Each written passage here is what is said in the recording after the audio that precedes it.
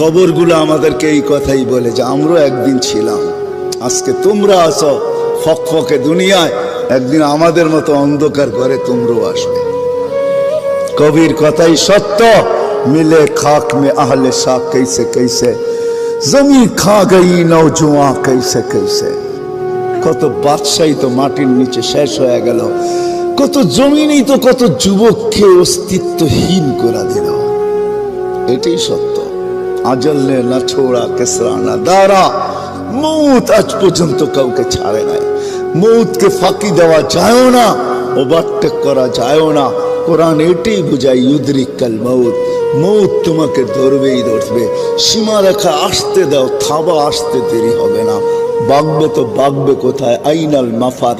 কোরআন বুঝাইতেছে তুমি কোথায় ভাগবে, তো আল্লাহ আবার বুঝাইতেছে যেখানেই ভাগবে ইল্লা বিসুলতান।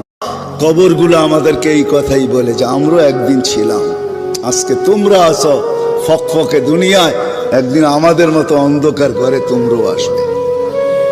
কবির কথাই সত্য, মিলে খাক মে আহলে শাহ कैसे कैसे জমি খা গই নওজোয়া कैसे कैसे। কত বাদশাহী তো মাটির নিচে শেষ হয়ে গেল, কত জমিনই তো কত যুবককে অস্তিত্বহীন করে দিল। এটাই সত্য।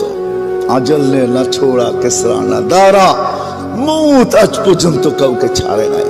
মৌতকে ফাঁকি দেওয়া যায় না, ওভারটেক করা যায় না। কোরআন এটাই বুঝায় ইউদরিকাল মৌত, মৌত তোমাকে ধরবেই ধরবে। সীমারেখা আসতে দাও, থাবা আসতে দেরি হবে না। ভাগবে তো ভাগবে কোথায়, আইনাল মাফার। কোরআন বুঝাইতেছে তুমি কোথায় ভাগবে, তো আল্লাহ আবার বুঝাইতেছে যেখানেই ভাগবে ইল্লা বিসুলতান।